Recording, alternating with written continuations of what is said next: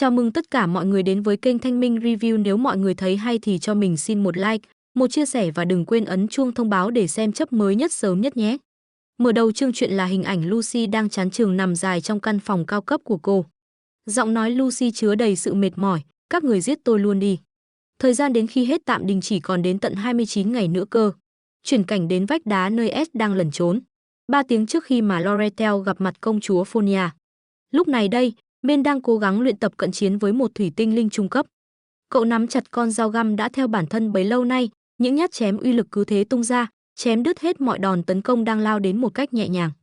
Cuộc huấn luyện trở nên khắc nghiệt hơn khi thủy tinh linh lao đến tấn công từ nhiều phía khác nhau, nhưng Men vẫn bình tĩnh chống đỡ được. Phía trên cao, Mung sau khi chứng kiến màn trình diễn ấy thì không khỏi ngạc nhiên, quả là khả năng phản xạ và ứng phó của ngài quá nhanh đấy, thưa chủ nhân. Tôi luôn cảm thấy tự hào khi được phục vụ ngài.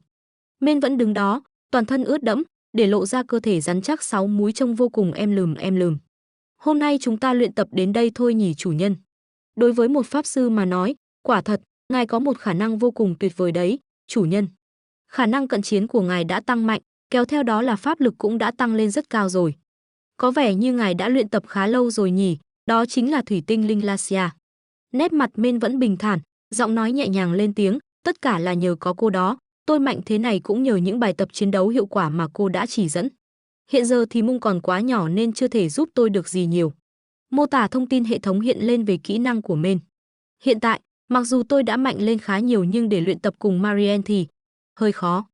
Nghe thấy vậy, Lacia liền lên tiếng, nhưng so với tôi thì luyện tập cùng với Marianne sẽ có ích hơn nhiều cho ngài đấy. Men cúi xuống hít đất, miệng lẩm bẩm, đấu với con sói khổng lồ đấy ư, chắc là tôi sẽ đi xuống âm phủ luôn đấy. Tinh linh cấp cao có thể tự do thay đổi hình dạng của mình mà, do thế bọn họ mới có thể thoải mái đi dạo khắp hết Arkham đó. Men thở dài đầy mệt mỏi, đột nhiên, cậu cảm thấy thỏa mãn một cách kỳ lạ. Khi chỉ số trạng thái vượt 15, nó hầu như chẳng tăng lên nữa. Để cải thiện những thông số này cậu phải hoàn tất các nhiệm vụ ẩn hoặc đáp ứng những điều kiện đặc biệt. Xét đến các chỉ số mà Edward Taylor có thể đạt được, thì cậu dường như đã chạm đến giới hạn rồi.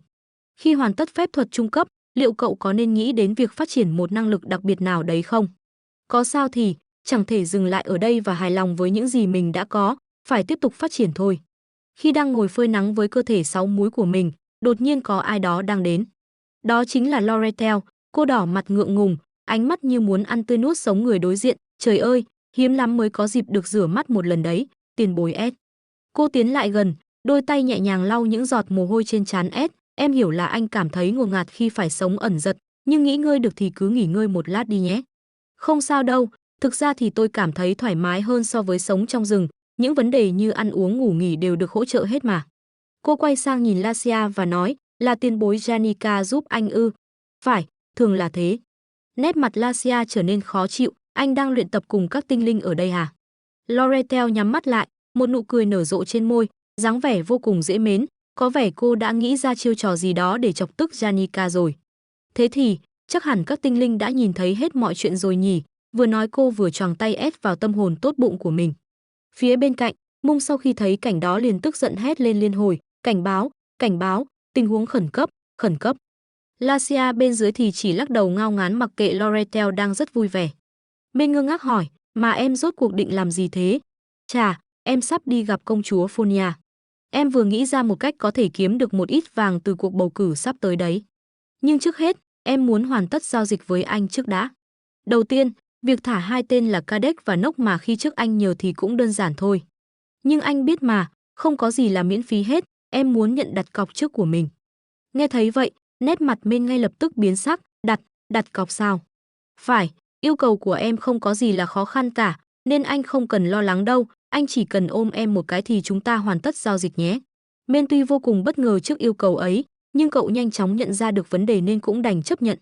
Cậu đưa tay lên vòng về phía sau Laurel, ngay sau đó là cái ôm mạnh vào cơ thể đang trần trụi của mình khiến Laurel không kịp phản ứng. Nét mặt cô đỏ bừng như lửa, sự tự tin và kiêu hãnh lúc này đã hoàn toàn biến mất, nhưng chỗ cho nó chính là cảm xúc rối bời xen lẫn ngại ngùng khó tả.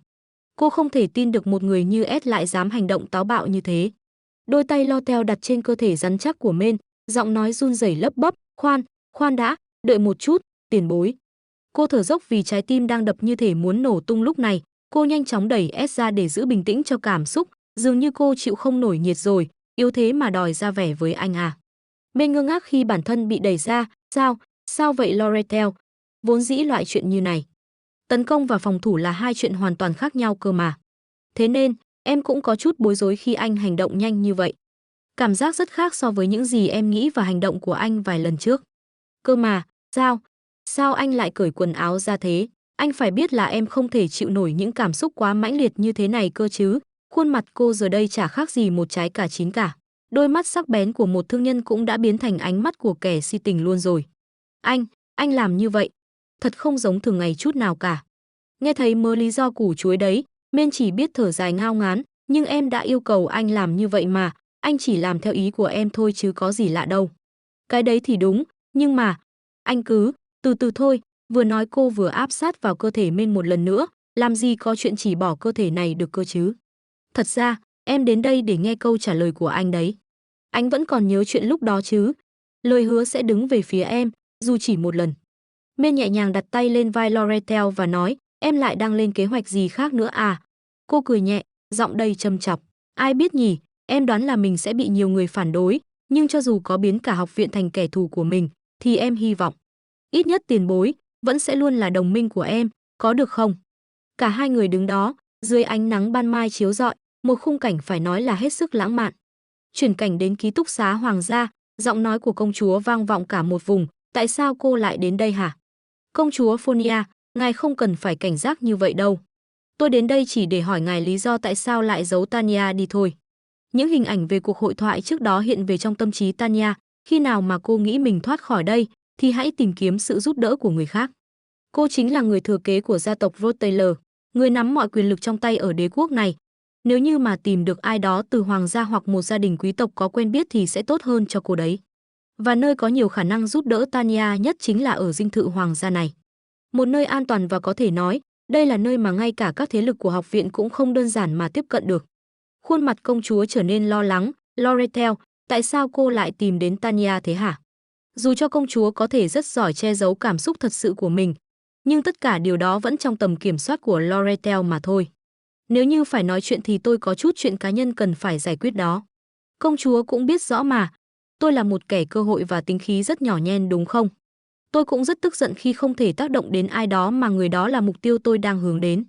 Đối với những kẻ mạnh hơn thì tôi luôn biết cách tránh né, nhưng với những kẻ yếu hơn thì tôi sẽ cho kẻ đó biết cái giá phải trả khi dám đối đầu với Laurel là như thế nào.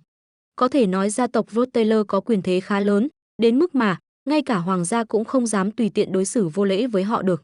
Thế nhưng cô lại khẳng định rằng Tanya Rothtaylor là kẻ yếu thế hơn. Cô có nghĩ điều đó có hợp lý không? Cô không thấy nó rất đáng suy ngẫm hay sao hả? Đáp lại những câu nói của công chúa, Laurel chỉ đơn giản là mỉm cười. Đúng là tôi không thể chạm vào được gia tộc Rothtaylor. Nhưng nếu tôi nắm được nền kinh tế của khu sinh hoạt, vậy thì tôi sẽ đẩy Tanya vào thế yếu đúng không? Nếu công chúa đã quyết định sẽ đứng về phía Tanya, thì chắc chắn tôi sẽ rất khó có thể làm gì cô ta ở hiện tại được. Tất nhiên tôi đã đoán trước mọi chuyện sẽ như thế này rồi. Do đó, tôi đã chuẩn bị mọi tình huống để đối phó, nên công chúa không cần lo lắng đâu. Tôi sẽ tranh cử chức chủ tịch hội học sinh. Nếu như tôi lấy danh nghĩa là chủ tịch hội học sinh và là người đứng đầu của thương hội để gặp mặt, khi đó thì liệu Tanya có chịu gặp tôi không nhỉ? Ánh mắt cô chứa đầy sát khí.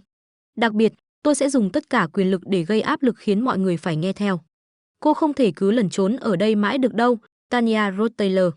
Người hầu theo cô của gia tộc Rothtaylor cũng đã bị bắt rồi. Mọi con đường nhằm rời khỏi đảo Arken đều nằm dưới sự kiểm soát của tôi cả. Dứt lời, Laurel quay người rời đi để lại công chúa với bao suy nghĩ, có vẻ như Laurel luôn có một suy nghĩ đặc biệt dành cho Ed Rothtaylor nhỉ.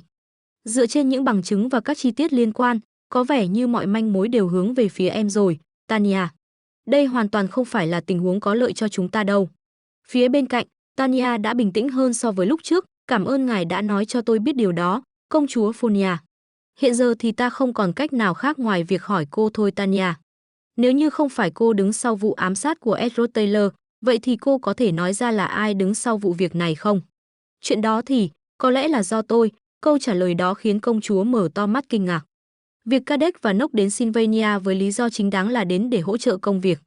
Và người đã đưa ra mệnh lệnh đó chính là người đứng đầu của gia tộc Rothtaylor, Griffin Rothtaylor. Cha tôi có thể nói là hầu như không bao giờ quan tâm đến anh Ed cả. Sở dĩ ông ấy đưa ra quyết định một cách cực đoan như thế, Có lẽ bắt nguồn từ những lá thư thông báo tình hình mọi việc ở học viện mà anh ấy đã gửi cho chúng tôi. Có thể nói, người làm cho anh ấy đến đường cùng và có kết cục khủng khiếp như vậy, chính là tôi đây, vừa nói Tanya lại khóc nức nở. Phía bên cạnh, công chúa cũng lên tiếng an ủi, đó hoàn toàn không phải là lỗi của cô đâu. Nhưng hiện tại thì tôi không thể nào cứ tiếp tục ngồi yên như thế này mãi được. Vậy thì cô định làm cái gì đây? Công chúa hoảng hốt lên tiếng. Trên mảnh đất phép thuật ở Sylvania này, nơi đây đã cho tôi thấy được rất nhiều điều. Một người có thể sống sót mà không hề bỏ cuộc sẽ thay đổi như thế nào? Khi hoàn cảnh đưa đẩy họ đến con đường khó khăn nhất.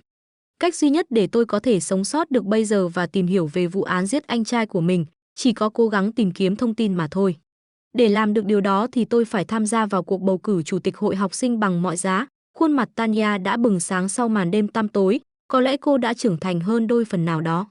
Bằng một giọng nói cương quyết, công chúa lên tiếng, mọi chuyện sẽ không dễ dàng vậy đâu, cô còn bị buộc thôi học vì liên quan đến vụ giết người đấy. Đúng là điều đó không hề đơn giản, nhưng tôi sẽ không dừng lại. Vẫn có nhiều người ủng hộ tôi khi tôi đang ở trong tình thế khó khăn như thế này. Vì anh trai, tôi không thể cứ mãi chùn bước như vậy được nữa. Nếu cô đã quyết tâm như vậy thì tất cả chúng tôi cũng sẽ ủng hộ cho cô, Tanya Rose Taylor. Tại sao công chúa lại làm như thế? Trước đây chúng ta còn là những đối thủ cạnh tranh cơ mà. Vẻ mặt Fonia tối sầm lại, cô ngập ngừng lên tiếng, vậy thì ta phải nói như thế nào đây? Đôi tay công chúa đặt lên đôi tay nhỏ bé của Tanya, ta cũng giống như cô thôi. Ta cũng có một món nợ chưa thể trả cho Ed Rose Taylor khi cậu ấy còn sống. Nên hãy xem như đây là những bù đắp muộn màng của ta nhé. Chuyển cảnh đến thương hội của Loretel, trợ lý của cô đã đem đến tất cả tài liệu cần thiết mà cô cần. Ngài thật sự đứng ra ứng cử trở thành chủ tịch hội học sinh sao, hội chủ Loretel. Chúng tôi cũng đã nhận được thông báo rằng Tanya cũng sẽ tham gia cuộc tranh cử đó đấy ạ. Và còn có tin đồn là công chúa Fonia cũng tuyên bố ủng hộ cô ấy nữa. Thế nhưng có thể nói, khả năng cao là việc cô ấy tham gia tranh cử sẽ không được học viện chấp nhận đâu, vì cô ta vẫn đang có dính dáng đến vụ sát hại anh trai mình à. Hơn nữa, hội chủ Loretel, hầu như có thể nói ngài đã làm việc quá nhiều rồi đấy, điều đó không tốt chút nào. Ngài đã làm việc quá nhiều khiến tôi cũng khá lo lắng. Gần đây, ngài gần như không ngủ nữa mà. Vậy nếu ngài tranh cử chức hội trưởng hội học sinh nữa, thì ngài làm sao có thể làm được nhiều việc như vậy cùng lúc chứ? Không để cho thư ký tiếp tục càm ràm, Loretel lên tiếng cắt ngang, cô có thể nói mấy việc cần thiết và quan trọng hơn được không hả? Tôi xin lỗi ngài, vậy thì tôi sẽ đi nộp hồ sơ này cho học viện ngay đây ạ. Ed Rose Taylor đã chết, bây giờ thì cuộc bầu cử chức chủ tịch hội học sinh tại học viện đã được bắt đầu. Cô ta nói toàn mấy câu vô nghĩa. Nụ cười đầy ẩn ý hiện rõ trên khuôn mặt Loretel lúc này, mọi chuyện hiện tại không hề đơn giản, nhưng rồi nó sẽ sáng tỏ sớm thôi. Kịch bản rối rắm này đang nằm trong tay của Loretel, từng giây từng phút trôi qua, mọi người đều ở trong tình trạng căng thẳng mà thôi.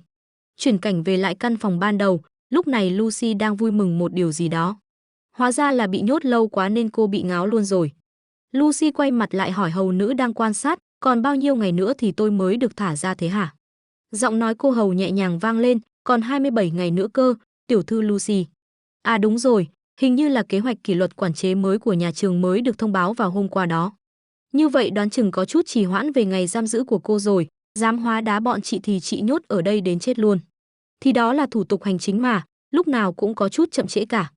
Có lẽ chúng ta nên bắt đầu tính mọi việc lại từ hôm nay thôi nhỉ, nét mặt Lucy như sắp chết khi nghe thấy điều đó. Vậy thì chúng ta còn lại 29 ngày đó, tiểu thư Lucy. Hai dòng nước mắt cô lăn dài trên má, đôi mắt đờ đẫn như đi cai nghiện vậy. Mấy bà hầu nữ này không ác thì ai ác đây? Liệu Lucy có thể chịu đựng nổi sự trừng phạt địa ngục này sau 1 tháng không, và những âm mưu kế hoạch của Loretel rốt cuộc là gì? Cùng chờ đón những diễn biến cực kỳ hấp dẫn của hướng dẫn sinh tồn trong học viện trên kênh Thanh Minh Review nhé!